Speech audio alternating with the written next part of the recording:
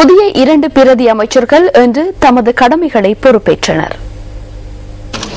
கூட்டுறவு மற்றும் உள்நாட்டு வர்த்தக பிரதி அமைச்சராக ஹேமால் குணசேகர சமய நிகழ்வுகளின் பின்னர் தனது கடமைகளை பொறுப்பேற்றார். நாட்டில் பிரச்சினைகள் காணப்படுகின்ற அமைச்சின் பணிகளுக்கான சக்தியை எனக்கு தந்ததன் மூலம் ஜனாதிபதி மற்றும் அரசாங்கம் எனக்கு பாரிய பொறுப்பு வழங்கியுள்ளதாக நான் கருதுகின்றேன். நாட்டில் உள்ள மக்களுக்கு நுகர்வோரான மக்களின் தேவைகள் அறிந்து நியாயமான முறையில் செயற்படுவதற்கு நான் எதிர்பார்த்துள்ளேன். ලෙස ඒ ජනතාවගේ අවශ්‍යතාවයන් උඩ වැඩ කිරීමට මම බලාපොරොත්තු වෙනවා. අවංකව නිහතමානීව මම බලාපොරොත්තු වෙනවා. இதேவேளை தொழில் மற்றும் தொழில் உறவுகள் பதில் பிரதி அமைச்சர் பதவிக்கு ரியல் அட்மிரல் கலாநிதி சரத் வீரசேகர தனது கடமைகளை பொறுப்பேற்றுக் கொண்டார். ඇත්තම කියනවා නම් අද මගේ ජීවිතයේ ඉතා විශාල කඩයිමක්. உண்மையில் கூற வேண்டுமாயின் இன்று எனது வாழ்வில் மிகவும் முக்கியமானதொரு தருணம். இந்த சிறந்த மற்றும் முக்கிய பதவியை எனக்கு வழங்குகின்றமை தொடர்பில் நான் முதலில் ஜனாதிபதிக்கு மனப்பூர்வமான நன்றியை இந்த சந்தர்ப்பத்தில் தெரிவித்துக் கொள்கின்றேன். அதேபோன்று இந்த வாய்ப்புகளை வழங்கி எனது வாழ்விலும் அரசியலிலும் திகாமடுள்ள மக்களே என்னை இந்த இடத்திற்கு கொண்டு வந்தனர். පන්නරයන් ලබාගෙන මගේ ජීවිතයේ කූට ප්‍රාප්තිය හැටියට මා සලකන්නේ මගේ දේශපාලනයේ මා ඉහළම තත්ත්වයට ගෙනාපු දිගමඩලු ජනතාව. ஸ்லிம் விருது வழங்கும் விழா கொழும்பில் நேற்று நடைபெற்றது. இலங்கை சந்தைப்படுத்தல் நிறுவனத்தின் ஏற்பாட்டில் 12வது வருடமாக இந்த விருது வழங்கும் விழா ஏற்பாடு செய்யப்பட்டிருந்தது.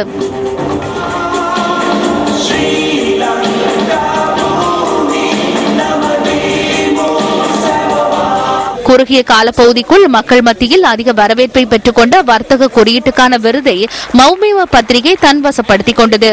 இவ்வாறு 12 வருட காலப்பகுதிக்குள் சிறந்த வர்த்தக குறியீட்டுக்கான விருதை தன்வசப்படுத்திக் கொண்ட முதலாவது பத்திரிகை இதுவாகும்.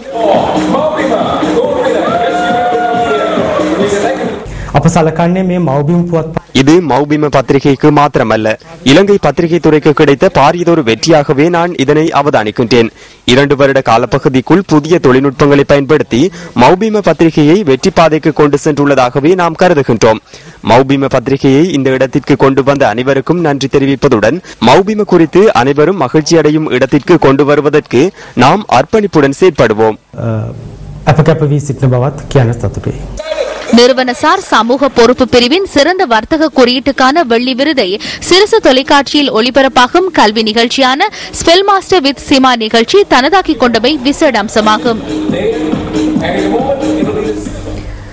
போர்க்குற்றங்கள் மற்றும் மனிதுரிமை மீறல்கள் குறித்து முன்வைக்கப்பட்டுள்ள குற்றச்சாட்டுகள் தொடர்பில் இடம்பெறும் விசாரணைகளில் இலங்கை வெளிப்படையான முன்னேற்றத்தை காண்பிக்க வேண்டும் என இலங்கைக்கான பிரித்தானிய உயர்ஸ்தானிகர் ஜான் ராங்கிங் தெரிவித்துள்ளார். இலங்கையின் போருக்கு பின்னரான முன்னேற்றங்களை பிரித்தானியா வரவேற்பதாகவும் த ஹிந்து பத்திரிகைக்கு கருத்து வெளியிட்டுள்ள ராங்கிங் குறிப்பிட்டுள்ளார். எவ்வாறாயினும் அந்த முன்னேற்றங்கள் எதிர்பார்த்ததை விடவும் மந்தகதியில் இடம்பெறுவதாகவும் அவர் சுட்டிக்காட்டியுள்ளார். ராணுவ மயமாக்கல் தொடர்பில் இலங்கை கவனம் செலுத்த வேண்டியதன் அவசியத்தையும் தம்மால் நேரில் காண முடிந்ததாகவும் ஜான் ராங்கிங் குறிப்பிட்டுள்ளார்.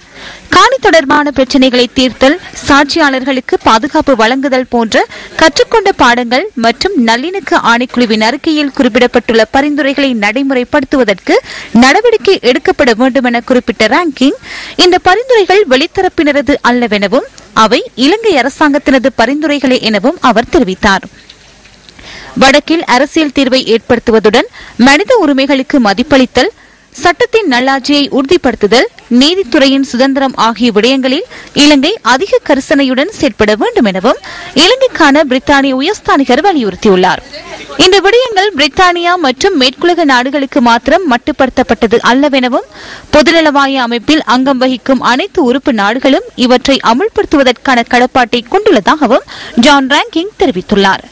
எதிர்வரும் பொதுநலவாய அமைப்பின் மாநாட்டின் பின்னரும் அந்த அமைப்பின் கவனத்தை இலங்கை தொடர்ந்தும் தன்வசம் வைத்திருக்க வேண்டுமாயின் மனித உரிமைகள் உள்ளிட்ட விடயங்களுக்கு இலங்கை மதிப்பளிக்க வேண்டும் எனவும் இலங்கைக்கான பிரித்தானிய உயர்ஸ்தானிகர் ஜான் ராங்கிங் குறிப்பிட்டுள்ளதாக த ஹிந்து செய்தி வெளியிட்டுள்ளது.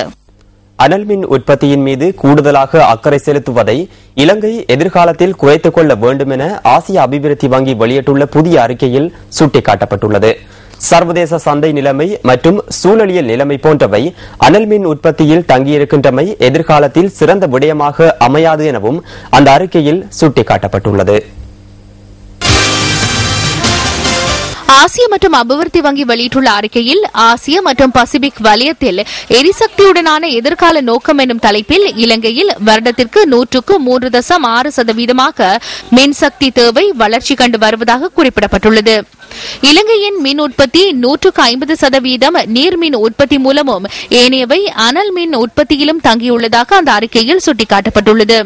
சர்வதேச சந்தையில் நாளுக்கு நாள் எரிபொருளின் விலை அதிகரிக்கின்ற நிலையில் எதிர்காலத்தில் அனல் மின் உற்பத்தியால் பாரிய நிதி பற்றாக்குறை ஏற்படும் நிலைமை காணப்படும் என்று அந்த அறிக்கையில் தெரிவிக்கப்பட்டுள்ளது. தற்போது முன்னெடுக்கப்படுகின்ற அனல் மின் நிலைய திட்டங்களினால் சூழலின் நிலைமை மேலும் சவாலுக்கு உள்ளாகியுள்ளதாக ஆசிய அபிவிருத்தி வங்கி சுட்டிக்காட்டுகின்றது. மின் உற்பத்திக்காக நீரை முழு அளவில் பயன்படுத்துகின்ற நிலையில் இலங்கைக்கு எதிர்காலத்தில் மீள் சுழற்சி திட்டங்களை பயன்படுத்துவதன் ஊடாக கூடிய நன்மைகள் கிடைக்கும் என்றும் அந்த அறிக்கையில் குறிப்பிடப்பட்டுள்ளது.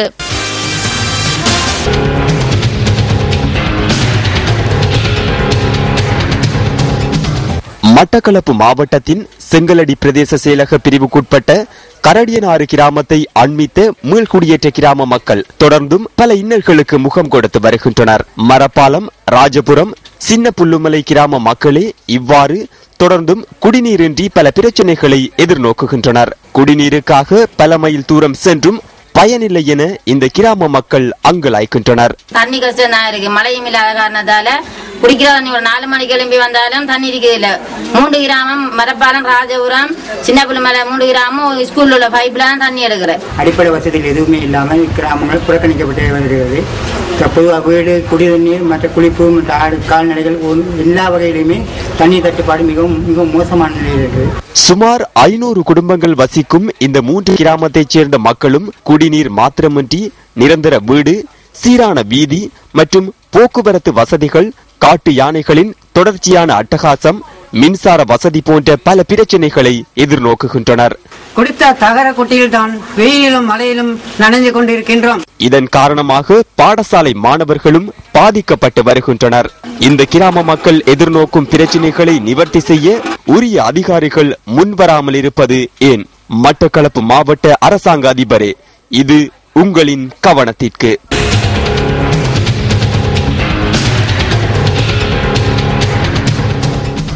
மத்திய மாகாண சபையின் எதிர்க்கட்சித் தலைவர் நியமனத்தில் பிரச்சினை ஏற்பட்டுள்ளது. குறித்த பதவிக்காக இருவரது பெயர்கள் பரிந்துரைக்கப்பட்டுள்ளமையே இந்த பிரச்சினைக்கான காரணமாக அமைந்துள்ளது. மத்திய மாகாண சபை இன்று கூடிய போது சபையின் எதிர்க்கட்சித் தலைவராக ஐக்கிய தேசிய கட்சியின் பொதுச் செயலாளரினால் பெயர் ஒன்றையும் சபை உறுப்பினர்களால் மேலும் ஒரு பெயரையும் பரிந்துரைக்கப்பட்டுள்ளதாக தவிசாளர் மஹிந்த அபேகோன் தெரிவித்தார். ஐக்கிய தேசிய கட்சியின் பொதுச் செயலாளர் திஸ் அத்தநாயக்க எமக்கு ஒரு கடிதத்தை அனுப்பி வைத்துள்ளார். இதில் எதிர்க்கட்சி தலைவர் பதவிக்கு மாகாண சபை உறுப்பினர் ரஞ்சித் அலுவிகாரவின் பெயரும் எதிர்க்கட்சி அமைப்பாளராக கே வேதாசவின் பெயரும் குறிப்பிடப்பட்டிருந்தது. இதேவேளை எதிர்க்கட்சி உறுப்பினர்கள் 11 பேரும் கையொப்பமிட்டு எதிர்க்கட்சி தலைவராக லக்கி கேவர்த்தனவை நியமிக்குமாறு எனக்கு கடிதம் ஒன்றை அனுப்பியுள்ளனர். இதன் அடிப்படையில் எதிர்க்கட்சித் தலைவர் தெரிவை எதிர்வரும் 5ஆம் தேதி நடைபெறும் அடுத்த அமர்விற்கு ஒத்திவைப்பதாக தவிசாளர் அறிவித்ததுடன் இணக்கப்பாடு ஏற்பட்டதன் பின்னர் மத்திய மாகாண சபையின் எதிர்க்கட்சித் தலைவரின் பெயரை அடுத்த அமர்வில் தெரிவிக்குமாறு குறிப்பிட்டார். எவ்வாறாயினும் கடந்த மாகாண சபை தேர்தலில் மத்திய மாகாணத்தில் அதிகூடிய விருப்பு வாக்குகளை பெற்றவர் அசாத் சாலியாகும். அவர் 55,395 விருப்பு வாக்குகள் பெற்றுக் கொள்கையில் ரஞ்சித் அலுவிகாரே 29,545 வாக்குகளையே பெற்றுக் கொண்டார். லக்கி ஜெயவர்தன 24,437 விருப்பு வாக்குகளை பெற்றுக் கொண்டார். அவ்வாறாயின் கட்சியின் தீர்மானம் சரியானதா?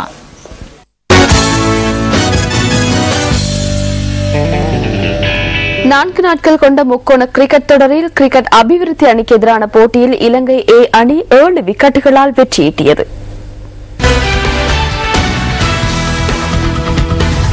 கொழும்பு SSC மைதானத்தில் நடைபெற்ற இந்த போட்டியில் முதல் இன்னிங்ஸில் கிரிக்கெட் அபிவிருத்தி அணி 265 ஓட்டங்களையும் இலங்கை ஏ அணி 449 ஓட்டங்களையும் பெற்றன. 184 ஓட்டங்கள் பின்தங்கிய நிலையில் இரண்டாம் இன்னிங்ஸில் துடுப்படுத்தாடிய கிரிக்கெட் அபிவிருத்தி அணி 276 ஓட்டங்களுக்கு சகல விக்கெட்டுகளையும் இழந்தது. இதற்குமே இலங்கை ஏ அணியின் வெற்றி இலக்கு 93 ஓட்டங்களாக நிர்ணயிக்கப்பட்டது. இந்த இலகுவான இலக்கை நோக்கி இரண்டாம் இன்னிங்ஸில் பதிலளித்தாடிய இலங்கை ஏ அணி 3 விக்கெட் இழப்புக்கு வெற்றியை எட்டியது. இத்துடன் நியூஸ் ஃபர்ஸ்டின் 8 மணி பிரதான செய்திகள் நிறைவு பெறுகின்றன. மீண்டும் சந்திப்போம் நியூஸ் ஃபர்ஸ்ட் நைட்டுடன். வணக்கம்.